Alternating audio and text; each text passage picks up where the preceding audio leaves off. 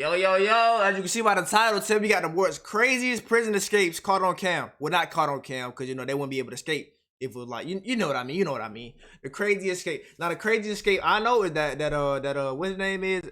El Chapo?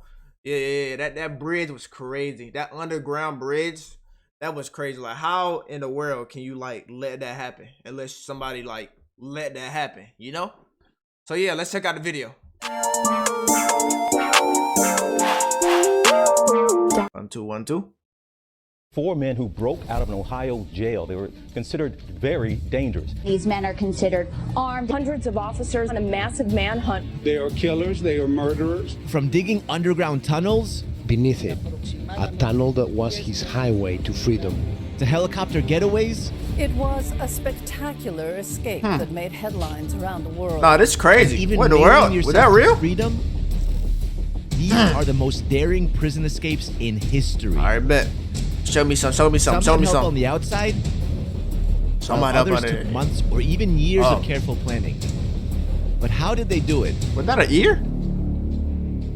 Welcome to Explained. Let's start with the escape of Richard Lee McNair. McNair was raised by a police officer and was a highly intelligent man. But in 1987, he earned himself 2 life sentences and an additional 30 years for burglary at North Dakota State Penitentiary. McNair made his first escape attempt. They give you 2 life sentences for that? In 1992, but was recaptured a year later. However, his attempt to escape from a maximum security federal prison in Louisiana in April 2006 earned him a name in history. McNair's prison job was to repair torn mail bags, and here's where he cooked up the perfect escape plan. No wonder. He built a makeshift escape pod using some of the materials around him and fitted it with a breathing tube. WIQ. One day, McNair hid inside the pod among some mail bags on a forklift. He knew the pile was due to be taken to a warehouse outside the prison. Once he heard the warehouse staff leave for lunch, he got out and made a run for it. A police officer stopped him jogging beside the railroad tracks, and McNair actually managed to convince the cop that he wasn't who they were looking for despite not having any ID. Stupid cop. Do you have any form of identification on you? No, man. What's your name? Robert Jones. What's your address? I don't have an address. I'm at the hotel. We're working on houses and stuff like that, the roofing. What is? We got an escapee. Oh, Where from? A prison. Hey, this is Carl. Subject wear glasses? Nothing about glasses. How old is your guy? You're how old? 50. Born in 56. Let me just verify. He says his brother's staying at the motel. Let me verify that. You know the bad thing about it? What's that? You're matching up to him. Come on. We just got into town about it. Yo, this cop is a fucking idiot. Yo, there's no way you're this dumb. How did you even get this job? Like, bro, like, they just let anybody be cops nowadays. Like, you know what's crazy? You're matching up to him. What do you mean that's crazy? It's him. So, and he dropped me off to jog. I always jog about 12 miles a day. I'm just doing my job, man. I know you are. If you do jog again in the future, carry some ID with you. Be careful, buddy. Thank you. All right. Next is Joaquin Guzman, better known as El Chapo. El Chapo is the founder of the Sinaloa cartel and one of the most terrifying drug lords on the planet. El Chapo was first captured in 1993 and sent to Puente Grande prison. But despite being behind bars in a maximum security facility, he continued to manage his drug operations with ease. It was obvious that his connections were vast, and the threat of a cartel retaliation was enough to scare many guards into compliance. Well, wherever he's from.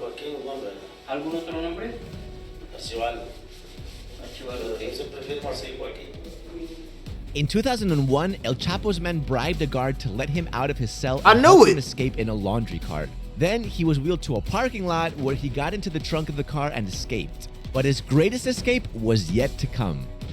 He got out 2 times? Altiplano Federal Prison in February 2014, El Chapo simply vanished from his cell in July. Security footage showed him pacing his cell, and then this happened. He sits down, appearing to remove his sandals, and then he vanishes. Authorities discovered a 2-foot square hole beneath one of the showers. This led into a secret tunnel that the cartel had been digging for months. Opening the tunnel up to the press, the authorities show a well-resourced operation with electricity, an air supply, and this makeshift minecart adapted from a motorcycle, presumably used to move earth and people along its rails. No way, bro. Block house on the outside this of the prison. Is crazy, bro. Here, El Chapo made his getaway. But how can you even Up next, signal like when to Richard stop? Matt and Like, David Sweat. Sweat began serving a life sentence in 2002, while Matt received 25 years to life in prison in 2008. They met at a shared workstation at Clinton Correctional Facility and began planning their escape. First, way they out. requested to be transferred to cells next to each other. Then, they bribed a correctional officer named Gene Palmer and made another named Joyce Mitchell fall in love with them. The two officers ended up giving them small my things God. like hacksaws, chisels, and lights wrapped in hamburger meat. And using those tools, Matt and Sweat spent months digging holes in their cells. By February, he has methodically cut through the steel wall of his cell, 3/8 of an inch thick, and continues carving through the wall of his next-door neighbor, too. Then they made their way down 4 oh, stories. see, yeah, y'all know that game, A Way Out, that two-player prison game. This where the game from, bro. I never knew that. It's crazy. Into a steam pipe, which led to a manhole just outside the Yep, I prison played walls. that. Yep, I already know what happened. Sweat was down there multiple nights, and he did most of the work. And they cut through the pipes. They were just persistent. If you've enjoyed the video so far and want to see more of these, hit that like button and subscribe to Explain. Facts, what This he next said. escape by Pascal Payette feels straight Payette. out of a movie. Pascal Payette was a French criminal who was sentenced to 30 years in prison. In 2001, he escaped Louis Ness prison after his friend on the outside got hold of a helicopter, flew it to the prison roof, and broke him out. Nah. Bro holding on for dear life. This 2 is years later, crazy. Payette managed to break out 3 more prisoners using the same strategy. Eventually, he got caught, and this time, the authorities played it safe and decided to move him to different prisons every 3 months. But in 2007, Payette escaped a second time using, you guessed it, a helicopter. It's crazy, man. During a Bastille Day celebration, Payette's men on the outside hijacked a helicopter from an airport near Cannes and took the pilot hostage. They landed on the prison roof at the start of the night shift, and in 5 minutes, the men used heavy machinery to break open 2 doors at the isolation ward where he was held. They're breaking Payette everybody was out. captured a few months later, he still holds the record for the most number of prison escapes by helicopter. He probably the only Next two. is Clarence Anglin, John Anglin, and Frank Morris. Morris and the Anglin brothers were prisoners at Alcatraz Federal Penitentiary in the 1960s. Alcatraz was refortified in the 1930s and crowned the world's most secure prison. In fact, there were 13 failed attempts between 1934 and 1961, but this was soon about to change. Oh, did not give up. 13 attempts. The plan took months of preparation and was led by Frank Morris, but he needed help, so he roped in the Anglin brothers and a car thief named Alan West. The men stole spoons and saw blades, and every night over 6 months, they used these tools to enlarge the ventilation ducts in their cells while Morris played his accordion to cover the noise. They literally drill small holes around the existing vent and then push that concrete in. The ducts led to a utility tunnel where they stored an inflatable raft made of raincoats. They even made fake heads from scraps of paper and waste materials. Nah, WRQ. 1962, the team put the fake heads on their pillows and made their escape through the utility tunnel.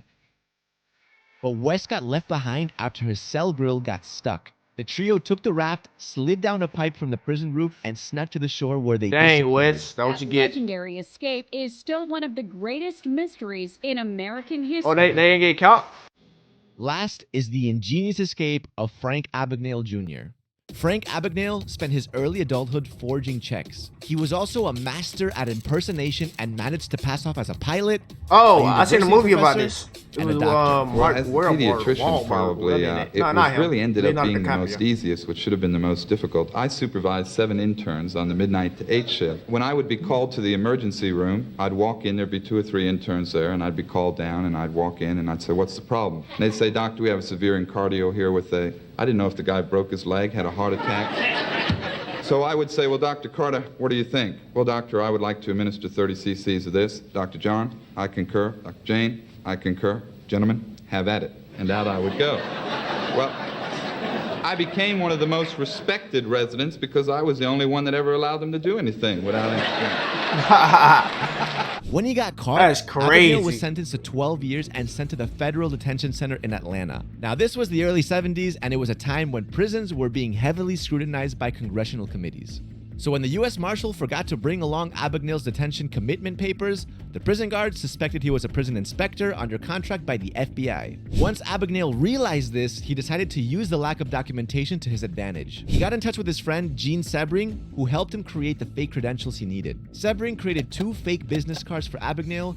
One showed him as a prison inspector, and the other was of an Oh FBI my agent God, he got it, bro. He got One day, a bro. Frank pretended to reveal his fake identity as a prison inspector to the guards. And he actually convinced them to let him leave the prison in a car to meet his fake FBI partner, who was actually Gene Sebring. And that's how he managed to escape right under their noses.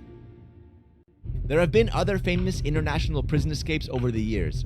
This includes John Dillinger's getaway with a fake wooden gun, the Texas 7 who got away in a maintenance truck, and Choi Gap-Buck who escaped a South Korean prison through a food slot in the door. Are there any other unbelievable prison escapes that you know that we didn't mention? Tell us about it in the comments. Don't forget to subscribe to Explain. Nah, now that I know it, buddy. Nah, that was crazy. Bro really slid through the food port. Like, butt ass naked. What the? Anyway, man, comment down below, man, what else I react to. You know what I'm saying? Comment down below what else I should do. You know what I'm saying? As far as making the video to talk better. Yeah, like, comment, subscribe as always. Peace out.